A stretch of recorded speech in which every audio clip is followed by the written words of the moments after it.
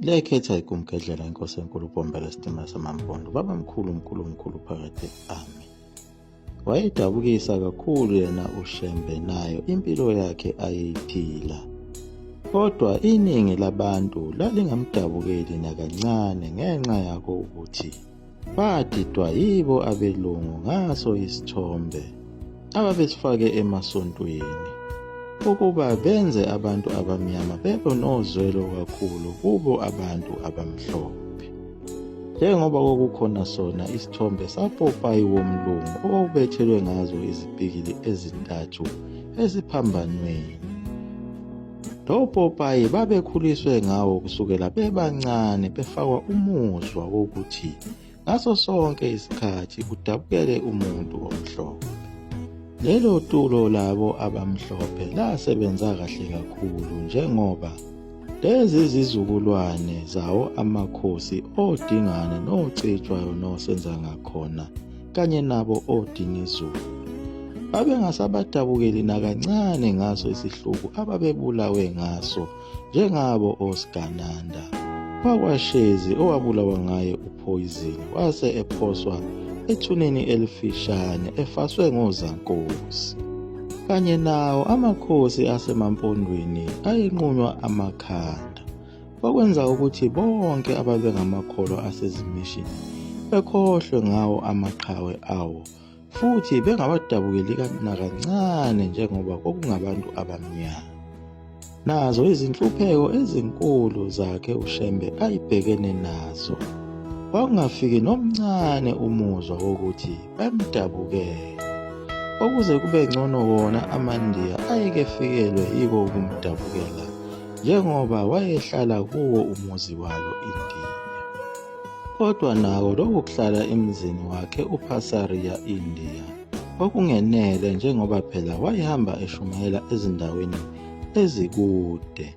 Yilapho-ke ayigcina eselala khona emahlathini engenayo indawo yakhe.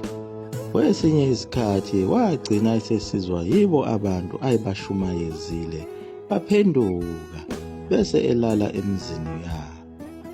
Ngalesi sikhathi uShembe efika kulo kwelaseNatali, abantu abaningi ayebashumayezile wayebafaka kuwo amabandla asezimishini, ngenxa yokuthi wayengakabi nalo isonto alivulile. Amabandla obuKristu agcwala athi qhu, egcwala abantu ababeshunyayezwe uShembe. Kepha abefundisi bakhona bajabula kakhulu bebona isibalo sokwanda komnikelo.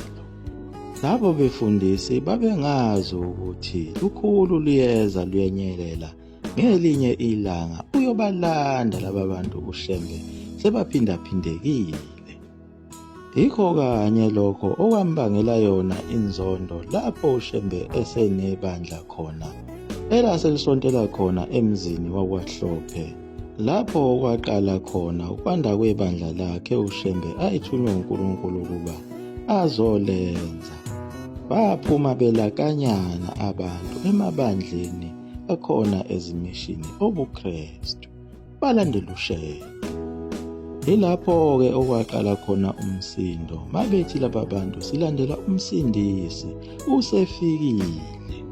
Kodwa lelo dlanzana elasala lapho ezimishini ngenxa yako ukuzincengela kuye phela umlungu ababehlala kuye eplazini, kanye nalaba ababesebenza emajaldini kubo abelungu, babelwela phela ukuthi angaphoxeki umlungu owayephethe ibandla labo. Babe sebelwisa laba ababephumile belandela uShembe bethi umkhululi usefikile. Lelo dlanzana labantu lalithi akekho omunye umkhululi ngaphandle kwakhe lo Popayi owayebekwe khona esontweni. Kwaba isiqalo leso sawo umsindo wayobikelwa umlungu ukuba ukhona umuntu osedoba abantu ngomhungulo wakhe. Waqala lapho ukuba kuvulelwe uShembe amacala enkantolo yawo amabhunu namangisi ayenze uhulumeni owumbimbi.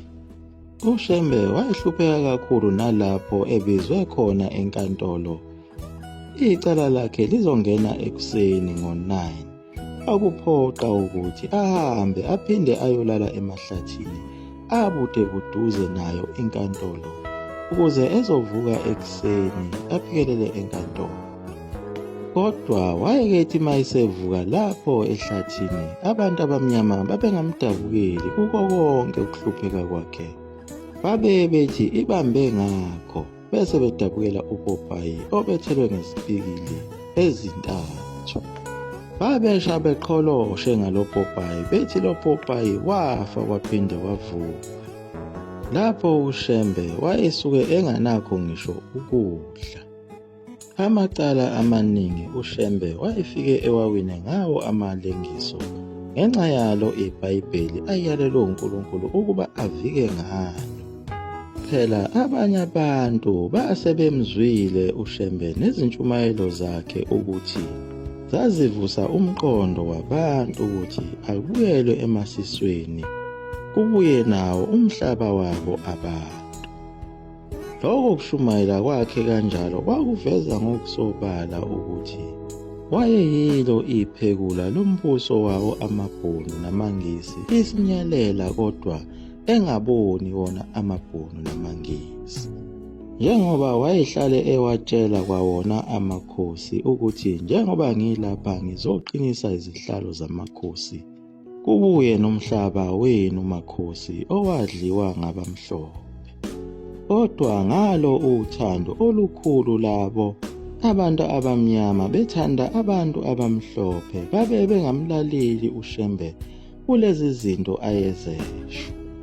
Kunalokho ababekwazi ukumuzwa babebona ukuthi lona uze lapha ukuzobulala umnotho nombuso wawo amaBhunu namaNgisi kulolu mbimbi lwabo olwalubizwa nge-Union of South Africa. Bese bephuthuma kwabakhulu bayombika enkantolo ukuthi akuyena umfundisi lona kodwa iphekula likaBhambatha. Lokho babekusho ngenxa yabo ukuthi kwakusanda kuphela yona phela impi yamakhanda futhi bengakatholakali bonke abantu ababekade beyingxenye yempi yamakhanda begcwele ezinkalweni. Njengoba naye uBhambatha wakhala wemuka wangatholakala ukuthi waphelelaphi. Kodwa babebethi uma besaminyene khona emzini wakwaHlophe lapha basebesondela khona ebese ethi uShembe, thandazani bantabami, uNkulunkulu uzosehlisela umuzi ezulwini lapho siyohlala khona. Abaningi babengakuqondi lokukhuluma ukuthi lo muzi okuthiwa uyiJerusalema elisha uyowehla ezulwini kanjani. Kodwa umthandazo wawo amakholwa waphendulwa phela ngakho ukuthi kwabonakala ngumfana owayengajwayelekile ukufika lapha emzini kwaHlophe ezosonta khona. Lowo mfana phela kwakuwumfana wakwaGwacela emzinyathi. Kwathi lapho seyiphelile inkonzo, umfana wabe secela ukukhuluma. Umfana wakwaGwacela wathi, senguhambile umhlaba kodwa angikaze ngimbone umuntu omnyama ohlupheka njengawe baba. Senginesikhashana ngilokhu ngikubona, ngifike lokudabuka okukhulu uma ngibona inhlupheko yakho ulala emahlathini. Umfana wakwaGwacela wayembonile phela uShembe ngalesa sikhathi eya enkantolo eVerulam evuka khona ehlathini. Waqhubeka lo mfana wathi ikhona indawana encane enginayo engangiyithengile buduze nesikole sakhona oHlange.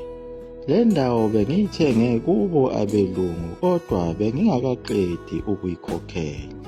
Kodwa ngithena uma ngibuka lesi simo sakho ngafikelwa omunye umcabango wokuthi noma ngiyidinga le ndawo kodwa umuntu oswele njengawe baba uyidinga kakhulu leya ndawo. Ngiyazi ukuthi baba manginikela ngayo le ndawo kuwe nginikela kuNkulunkulu. Wabe eseyisho umfana wakwaGwacela imali eyayisele eyayilinganisela 20 pound. Wajabula kakhulu uShembe uma ezwa lo mfana ekhuluma kanjena, ngenhlanhla yokuthi uShembe wayekwazi ukuyibeka imali, njengoba wayengakukhonzile nakho ukudla ayekudla kakhulu kwakuyilo iphalishi elalingenawo ngisho ushukela nobisi. Uma ayithole lona kanye ngelanga wayisuke esedle kakhulu. Nangempela wakwazi ukuyiqedela le mali eyayisele. Nawo futhi amakholwa alekelela ukuba agcwalisele kuyo leyo mali eyayishoda. Emveni kokuba seyiqediwe imali, uShembe wanikela kuyo le ndawo eyoyibuka. Wafike wahlala kuyo ehlezi emqokolweni laze lashona ilanga. Kwaze kwadabuka nawo amandiya ayembukela, ayakhe ngaphesheya komgwaqo, abe semhambisa khona emzini kaPhasariya lapho ayigogobele khona. Ukutholakala kwale ndawo kwakuyiwo umnyaka ka-1913, kwabe sekuqala sekwakhiwa ngawo unyaka ka-1914. Kwabe sekusuka lona ushikishi lokwakhiwa kwalo muzi, okwakuwumuzi wokuqala ukuba uShembe abe nendawo yokuhlala ngokukhululeka. Nangempela kwafezeka sona isiprofetho sabaprofethi abathi lo muzi uyokwakhiwe ngazo izindlu zesizulu. Wawakhiwe khona ngezansi kwesikole Ohlange. Kwaba yinto enkulu kakhulu kuye uShembe njengoba wayekade lala khona emahlathini. Wayezwakala ehlabelela njalo ethi ubonga kuJehova ngokumzwela ukuba naye kuleli lizwe afike kulo abe nendawo yokuhlala.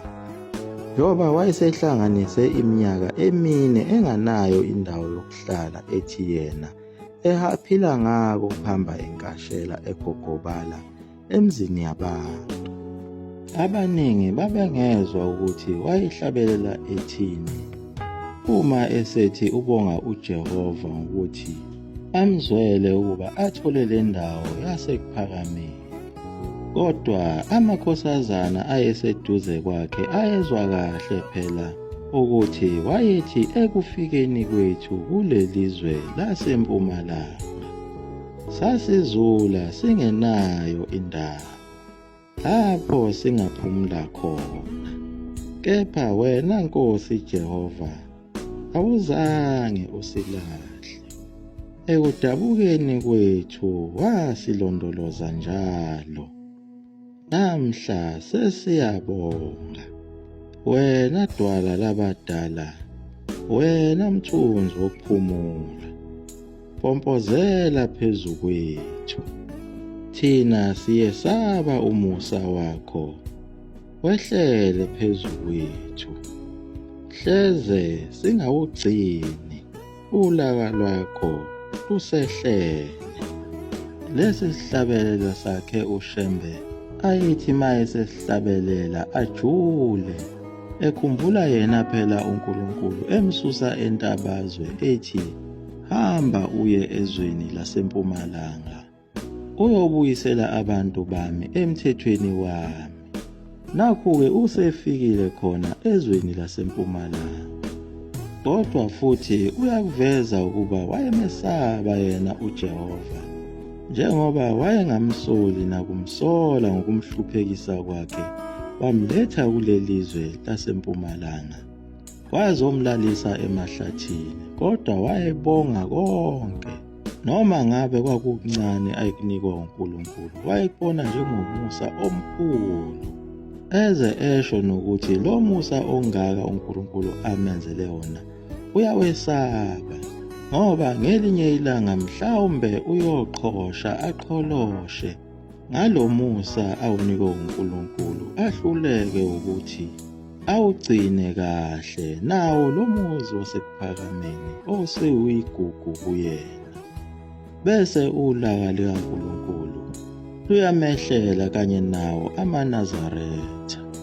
Kodwa ekutholeni kwakhe lo muzi uShembe nangempela zajabha izitha zakhe ezazihlekisa ngaye njengoba ekade lala kuwo amahlathi. ezula nakhona ezintabeni. Kodwa emthandazweni wakhe wayehlale engakushiyi ukuthi nanamuhla Nkosi makube njalo, mazijabhe izitha zethu ezazihlekisa ngathi sisalala emahlathini. Ngoba nanamhlanje Nkosi kusanguwe lona owakhulula abantwana baka-Israyeli ebugqilini baseGibhithe, owawuchitha izitha zethu, sisazula ezintabeni silala emahlathini. Yaguqa lapho ikumkhelela mzulu amafutha omkhofu 20 mnesoka phakade. Amen.